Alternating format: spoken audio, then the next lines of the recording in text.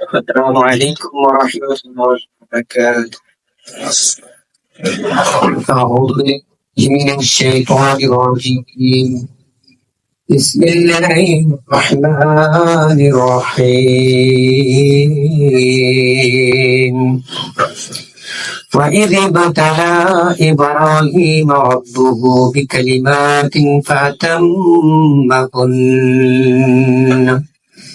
قال إني جاعلك للناس إماما قال ومن ذريتي قال لا ينال عهد الظالمين صدق الله العظيم. الحمد لله. শানে Medina travels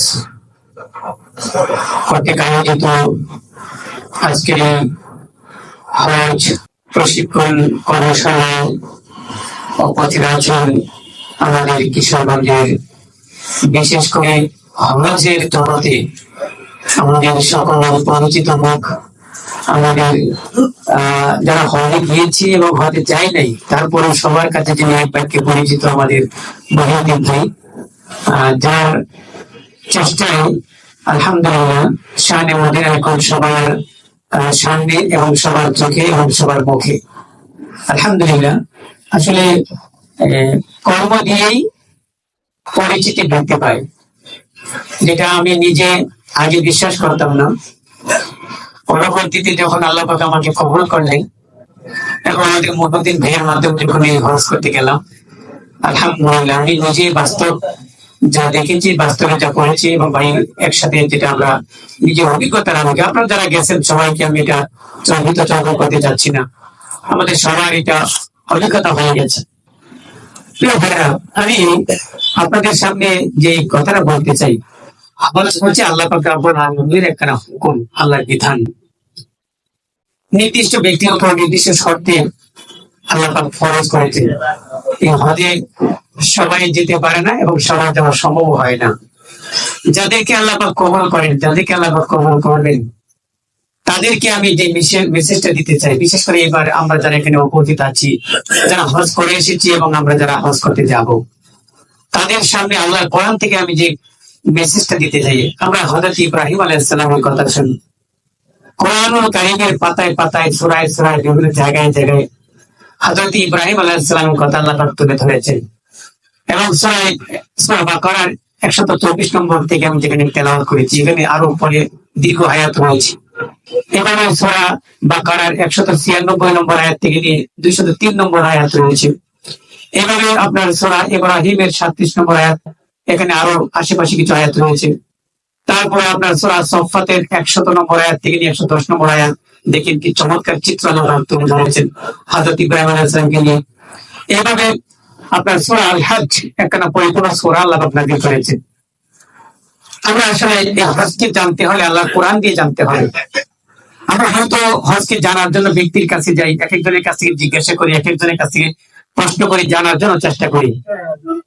এটা আল্লাহ পাক রব্বুল আলামিন বলেছেন আমরা জানবো যারা জানে তাদের কাছ থেকে। কিন্তু আমাদের যাদের জানার সুযোগ আছে, যাদের একটু পড়াশোনার সুযোগ আছে, আল্লাহ পাক যাদের চোখ খুলে দিয়েছেন, আমি আপনাদের অনুরোধ করবো আল্লাহর কোরআন থেকে একটু হজ সম্পর্কে জানুন। দেখুন কি চমৎকার চিত্র আল্লাহ পাক তুলে ধরেছেন আল কোরআনুল কারীমে। হযরত ইব্রাহিম আলাইহিস সালাম তিনি তার জীবনটাই তো কোরবানি দিয়েছেন আল্লাহর জন্য। তার জীবনের প্রতিটা পরীক্ষা, প্রায় 30 খানা পরীক্ষা ইব্রাহিম আলাইহিস সালাম তার জীবনে দিয়েছেন। প্রত্যেকটা পরীক্ষার কথাই আল্লাহ কোরআনে তুলে ধরেছেন। যেমন সূরা ইব্রাহিম, সূরা বাকারার 124 নম্বর আয়াতে বলেছেন ওয়াইদ ইবতালা ইব্রাহিম রাব্বুহু বিকালিমাতিন ফাআতাম্মাহুন্না। ইব্রাহিম আলাইহিস সালামকে আল্লাহ যখন কি করলেন, পরীক্ষা করলেন, আর এই পরীক্ষায় তিনি পাশ করলেন। তার জীবনের পরীক্ষা কি না দিয়েছেন তিনি, আপনি চিন্তা করুন। ধাপে ধাপে একেবারে তিনি তার জীবনের শুরু থেকে নিয়ে জন্মলগ্ন থেকে প্রতিটা ধাপে ধাপে তার পরীক্ষা, প্রত্যেকটা পরীক্ষার মধ্যে তিনি উত্তীর্ণ হয়েছেন। আপনি দেখুন হযরত ইব্রাহিম আলাইহিস সালাম তিনি যখন দেখলেন তার জন্মের পরে তার যখন হুঁশ আসলো, জ্ঞান আসলো তার মাথায়, তিনি দেখলেন তার যে চোখের সামনে যে সমাজ ব্যবস্থা, সেই সমাজ ব্যবস্থা পুরোটাই আপনার একটা শিরকের মধ্যে লিপ্ত। এবং শুধু সমাজ ব্যবস্থা না, রাষ্ট্রীয় ব্যবস্থা পুরোটাই আপনার শিরকের মধ্যে লিপ্ত। সেই নম্রদের সেই শাসন ব্যবস্থা, সেই নম্রদের শাসন ব্যবস্থাটা ছিল পুরো শিরকের মধ্যে লিপ্ত, খোদার প্রভৃতায় লিপ্ত, আল্লাহর বিরোধিতায় লিপ্ত, এবং তার নিজের পিতা নিজে সেই শিরকের মধ্যে লিপ্ত। ইব্রাহিম আলাইহিস সালাম যখন তিনি এমন একটা চিত্র দেখতে পেলেন, সেই ইব্রাহিম আলাইহিস সালাম তিনি ঘোষণা দিলেন, ইন্নী ওয়াজ্জাহতু ওয়াজহিয়া লিল্লাযী ফাতারাস সামাওয়াতি ওয়াল আরদ ওয়া মা আনা মিনাল মুশরিকিন। আল্লাহ পাক রব্বুল আলামিন কোরআনে তুলে ধরেছেন, ইব্রাহিম আলাইহিস সালাম যখন তিনি দেখলেন জাতির লোকেরা শিরকের মধ্যে লিপ্ত, সূর্যের পূজা করে, চন্দ্রের পূজা করে, নক্ষত্রের পূজা করে, এই দুনিয়ার সমস্ত বস্তুর মধ্যে তারা পূজার মধ্যে লিপ্ত, শিরকের মধ্যে লিপ্ত, মূর্তির পূজা করে, এত সব কিছু দেখেন ইব্রাহিম আলাইহিস সালাম কিন্তু বলেছেন ইন্নী সাকিম। এই কোরআনের ভাষায় তিনি বলছেন আমি অসুস্থ। তিনি চিন্তার মধ্যে পড়ে গেলেন এবং তিনি একটা সময় তিনি ঘোষণা দিলেন, ওমা আনা মিনাল মুশরিকিন, আমি তোমাদের মুশরিকদের পূজা করব, আমি তোমাদের সাথে করব।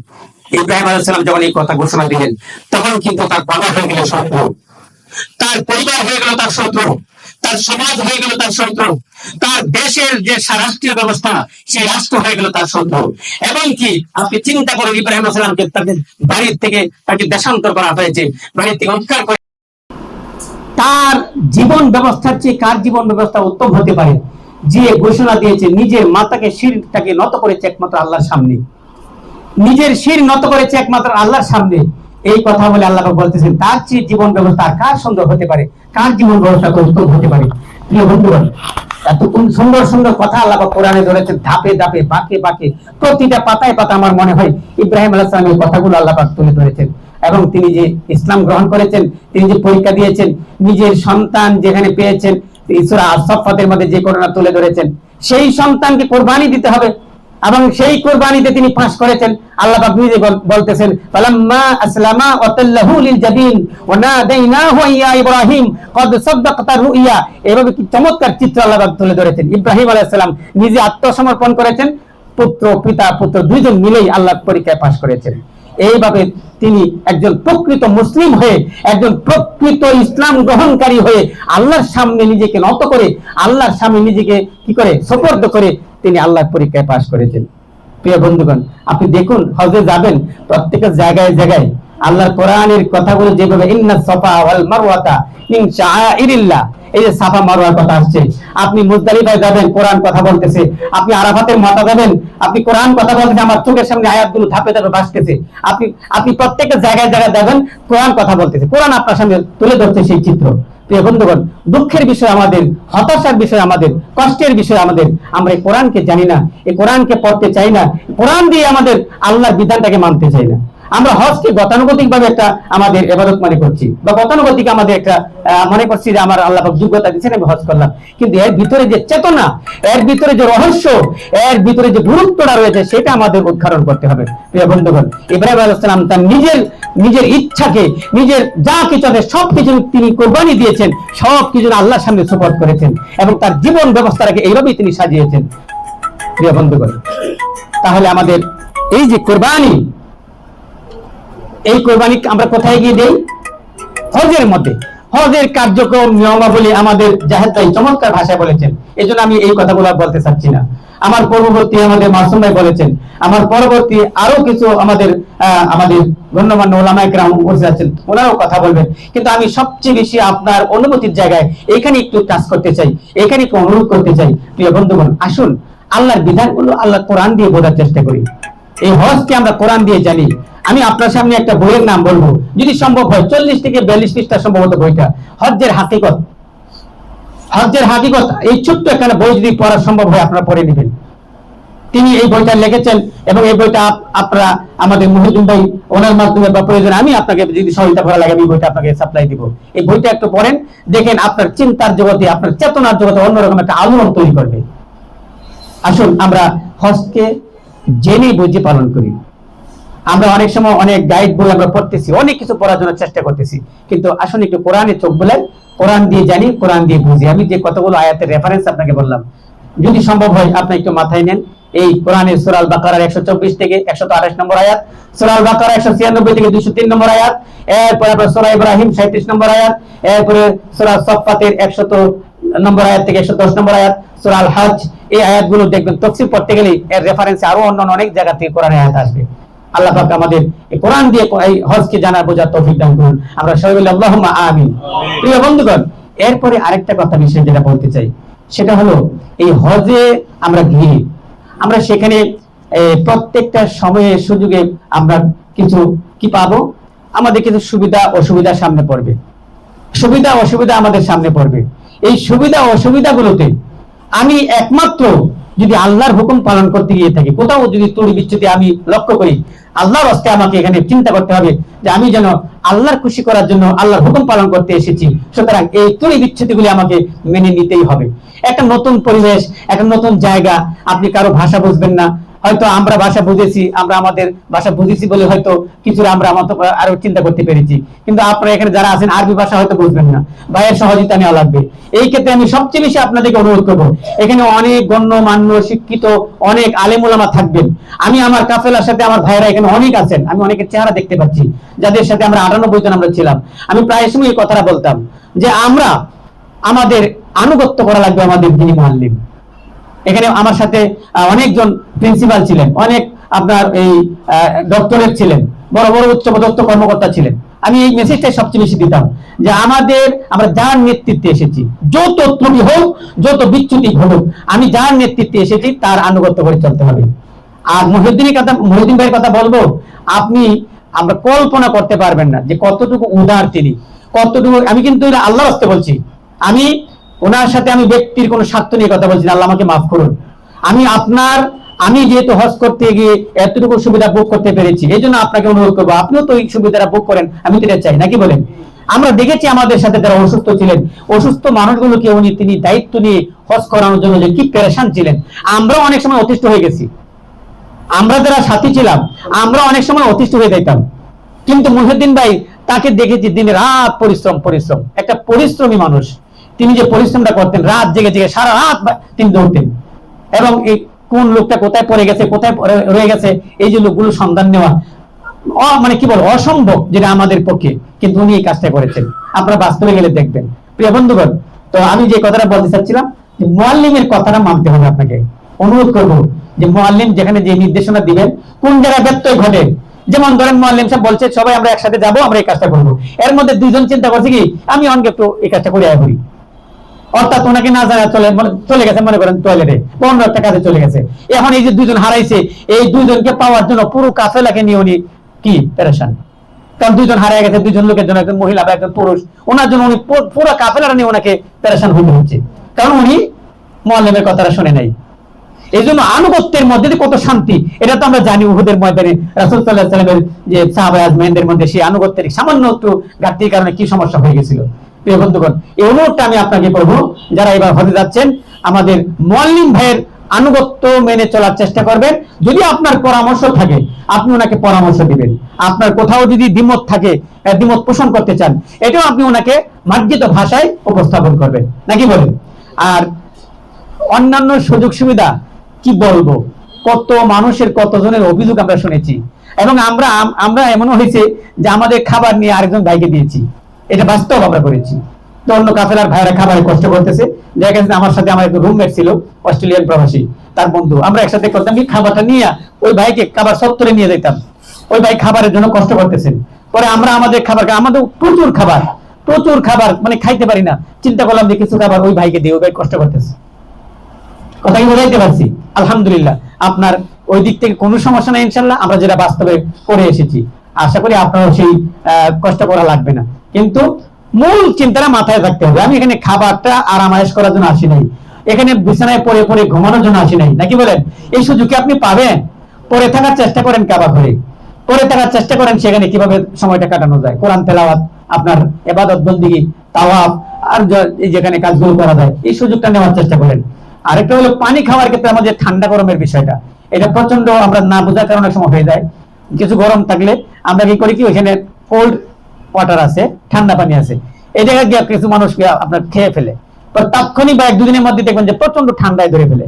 এই জন্য আপনি মাথায় রাখবেন যে ঠান্ডা পানিটা কখনো মানে না খেয়ে, আপনার নট কোল্ড লেখা আছে দেখবেন, নট কোল্ড, জমজমের পানি নট কোল্ড আপনার পাত্র বসানো আছে, এই নট কোল্ড পানিটা আপনারা খাওয়ার চেষ্টা করবেন। বোতল নিয়ে যাবেন, সেখানে পানি নিয়ে আসবেন রোগে ভর্তি। হ্যাঁ, জমজমের পানিটা খাওয়ার চেষ্টা করবেন। আল্লাহর বড় নিয়ামত আপনি পাইছেন, মেহমান হিসেবে আপনার রুমে দিতেছে, ওইখানে পাচ্ছেন, এই জমজমের পানিটা খাওয়ার চেষ্টা করবেন। তারপরে কথা হচ্ছে, সর্বশেষ আমি যে কথাটা বলতে চাই, প্রিয় বন্ধুগণ, জীবনে একবারই হজ ফরজ। একবার আপনাকে আল্লাহ পাক ফরজ করেছেন এবং একবার আপনাকে আল্লাহ পাক এই সুযোগটা দিয়েছেন। এই সুযোগটাকে আপনি সর্বোচ্চ শ্রম দিয়ে, সর্বোচ্চ আন্তরিকতা দিয়ে আপনি চেষ্টা করুন যে কিভাবে আল্লাহর বিধানটা হুবহু পালন করতে পারি। আমরা বিশেষ করে যে আমার আগের ভাই বলছেন আজিজুর রহমান ভাই, মদিনা থেকে বিশেষ করে শিরকের মধ্যে মানুষ লিপ্ত হয়ে যায়। কি কি ভাবে হয়, কি কার্যক্রমের মাধ্যমে হয়, দেখবেন ওখানে বলে ওল্লাই ওল্লাই হারিক হারিক হারিক হাজি হাজি হারিক হারিক দেখাইতে তারাইতেছে, কিন্তু এখানে আমাদের কিছু কার্যক্রম শিরকের মধ্যে, শিরকের পর্যায়ে চলে যায়। আলোচনা লম্বা হয়ে যাবে, এই জন্য দীর্ঘ মানে বয়ারের দিকে যাচ্ছি না। প্রিয় বন্ধুগণ, তাহলে এখানে আমার একটু জানা বোঝা দরকার, জেনে বুঝে আমার যেন ত্রুটি না হয়ে যায়, আমার আমলটা যেন ক্ষতিগ্রস্ত না হয়ে যায়, হজ যেন কোনোভাবে কি ক্ষতিযুক্ত না হয়, এই জন্য আমাকে সতর্ক থেকেই আমার কাজগুলি করা লাগবে। এখন যে সময়টা আছে এখন একটু পড়াশোনা করবেন। আরেকটা বিষয় হলো প্রচন্ড পরিশ্রম করা লাগবে, আপনার প্রচন্ড পরিশ্রম করা লাগবে। প্রয়োজনে এখন থেকে একটু পরিশ্রম করতে শিখুন। আমরা হাঁটতে চাই না, আমরা অলস, কিন্তু আল্লাহর হজ যে আপনাকে কত পরিশ্রমী কি মাথা নাই, আপনার সেই হজে গেলেই পরে বোঝা যাবে। এই জন্য আমি অনুরোধ করবো একটু আস্তে আস্তে, হ্যাঁ, এখন থেকেই আপনি পরিশ্রমটা একটু বাড়ায় দেন, বিশেষ করে হাঁটার অভ্যাসটা একটু বাড়ায় দেন। এটা ওইখানে গিয়ে পরে বুঝবেন যে হাঁটার কি পরিমাণ দরকার, প্রচুর প্রয়োজন। আমরা হাঁটার পরিশ্রমটা একটু বাড়ায় দেবো ইনশাআল্লাহ, নাকি বলে? এরপরে আর সর্বশেষ কথা এটাই যে আমরা একে অপরের জন্য দোয়া করব আর আল্লাহর কাছে প্রার্থনা করব, চোখের পানি ফেলে ফেলে, আল্লাহকে তুমি সহজ করে দাও। সহজ করে দেওয়ার মালিক কে? আল্লাহ, তুমি সহজ করে দাও, আল্লাহ তুমি কবুল করে নাও, আল্লাহ তুমি সহজ করে দাও, আল্লাহ তুমি কবুল করে নাও। এরপরে সর্বশেষ শিক্ষাটা আমরা যেটা নিয়ে আসবো, হজ করে এসে ওইখানে যে আবেগটা থাকে আমাদের ভিতরে, ওইখানে আমরা এমন দেখছি যে মানুষ জুতা মারতে শুরু করে শয়তানকে, এবং কি এক বৃদ্ধ লোককে দেখছি বন্দুক দিয়ে গুলি করতেছে, পাকিস্তানি এক ভাই বন্দুক দিয়ে গুলি করা শুরু করছে এই জামারাতে। এটা আপনারা হয়তো নেটের মাধ্যমে দেখছেন। তো এইখানে গিয়ে আপনার আমার যে আবেগটা থাকে, এই মিনা, আরাফাত, মুজদালিফা, এই জায়গাগুলো থেকে আপনি শিক্ষা নেবেন। আপনি মিনার মাঠে দেখেন, আরাফাতের মাঠে দেখেন, এই যে একটু জায়গা সাদা কাপড় পরে আছেন, হ্যাঁ, এক ফুট জায়গার মধ্যে আপনি কোন রকম পরে আছেন, খোলা আকাশের নিচে মুজদালিফার মাঠে পরে আছেন। এই যে এখান থেকে আপনি কি শিক্ষা নিচ্ছেন? আপনি এত ধনবান, এত সম্পদ আপনার, এত টাকা পয়সা আপনার, কোনো কিছুই তো আপনার সাথে নাই, শুধু আপনার সাথে দুইটা সাদা কাপড়, ঠিক না বলে? এবং খোলা মাঠে পড়ে আছে, এরকম ছোট্ট একটা কোনো কি শুয়ে থাকা যায় এমন একটা জায়গার মধ্যে আপনি পড়ে আছেন। এইখান থেকে শিক্ষা নিয়ে যে এই যে হয়তো আমার জীবনের শেষ, এইখান থেকে আমার পরবর্তী জীবন আল্লাহ যতদিন বাঁচিয়ে রাখবেন, ততদিন পর্যন্ত আমি কি আল্লাহর রাজত্বের মধ্যে আল্লাহর রাজত্ব মানবো, এই পৃথিবীর বুকে আর কারো রাজত্ব মানতে চাই না। যেই ঘোষণা দিয়েছি, কি ঘোষণা দেই? লাব্বাইক আল্লাহুম্মা লাব্বাইক লা শারীকা লাক লাব্বাইক ইন্নাল হামদা ওয়ান নি'মাতা লাকা ওয়াল মুলক লা শারীকা লাক। কি ঘোষণা দেই? লাব্বাইক আল্লাহুম্মা লাব্বাইক ইন্নাল হামদা ওয়ান নি'মাতা লাকা ওয়াল মুলক, সমস্ত প্রশংসা তোমার, সমস্ত নিয়ামতের মালিক তুমি, এই রাজ্যের মালিক তুমি। ঘোষণা দিতেছি রাজ্যের মালিক তুমি, রাজ্যের মালিক ঘোষণা ওইখানে দিতেছি ঠিকই, কিন্তু দেশে আইসা পরে বলে দেয় আল্লাহর রাজ্যের মালিক কথা বলে দেয়, ঠিক না বলেন? আবার দুনিয়ার মানুষকে রাজ্যের মালিক বানায় ফেলি, ঠিক না বলেন? আমরা কি করি কিনা এই কাজটা? দুনিয়ার জীবনে, বাস্তব জীবনে, পরবর্তীতে প্র্যাকটিক্যাল লাইফে ইব্রাহিম আলাইহিস সালাম যেমন নিজেকে আল্লাহর সামনে সুপর্দ করেছিলেন, আমি সেই সুপর্দ করার মাধ্যমে আমি বলবো আমার ইচ্ছা শক্তি, আমার নিজের চিন্তা মতো নিজের মন গড়া চলার কোনো সুযোগ নেই, এবং বাকি জিন্দেগি আমি আল্লাহ এবং রাসূলের আদর্শের মতে আমি চলতে চাই। আল্লাহকে যেমন ঘোষণা দিয়েছে রাজ্যের মালিক, এবং বাস্তব জীবনে মৃত্যুর আগ পর্যন্ত আমি টিকে থাকতে চাই আল্লাহর রাজ্যের মধ্যে, ঠিক না বলি? আমরা পারবো ইনশাআল্লাহ। আল্লাহ পাক রব্বুল আলামিন আমাদেরকে তৌফিক দান করুন। যে কথাগুলো বলেছি, আমার আল্লাহ যেন আমাকে হজ করে এসেছি, আল্লাহ পাক আমাদের হজগুলো কবুল করুন, এবং আমাদের সামনে যারা যাব তাদেরকে আল্লাহ পাক মকবুল হজ করার তৌফিক দান করুন। সবাই যেন সুস্থতার সাথে ভালো কি জেনে বুঝে আল্লাহর এই হজ আল্লাহর এই গোলামি করার তৌফিক যেন আল্লাহ পাক দান করেন। আমরা সবাই বলি আল্লাহুম্মা আমিন। আল্লাহ আমাদের সবাইকে সুস্থ রাখুন, ভালো রাখুন। আমি নিজেও আপনাদের কাছে দোয়া প্রার্থী। কাবাগরে যাওয়ার আগে এত পেরেশান ছিলাম না, এখন যতবার এই কাবাগরের ছবিটা চোখের সামনে ভেসে ওঠে, মিডিয়ার মাধ্যমে যতবার দেখি ততবার পেরেশান হয়ে যাই। যদি একটু উড়া দিতে পারতাম, আবার সেই আল্লাহর কাবাগরে যদি উঠতে পারতাম, আল্লাহ পাক আবার কবে জানি কবুল করবেন। এত আগে হজের আগে এই পেরেশানটা ভিতরে ছিল না, কিন্তু এখন কেন জানি ভিতরটা হাহাকারে, ভিতরে প্রচন্ড একটা হাহাকারে ভুগি। আল্লাহ যদি আমাকে আবার তৌফিক দিতেন, আবার যদি সেখানে যাইতে পারতাম। আল্লাহ পাক কবুল করুন। আমি নিজেও আপনাদের কাছে দোয়া চাই, আল্লাহ পাক যেন আমাদের প্রত্যেকে বারবার যাওয়ার তৌফিক দান করেন। আল্লাহ সবাই, আমরা সবাই বলি আল্লাহুম্মা আমিন। আমার আব্বা আম্মার জন্য, আমার সন্তানাদি, আমরা পরস্পরে সবাই সবার জন্য দোয়া করব। আল্লাহ পাক আমাদের সবাই তৌফিক দান করুন। সুবহানাল্লাহুম্মা ওয়া বিহামদিকা আশহাদু আল লা ইলাহা ইল্লা আনতা আস্তাগফিরুকা ওয়া আতুবু ইলাইক। আসসালামু আলাইকুম ওয়া রাহমাতুল্লাহি ওয়া বারাকাতুহু।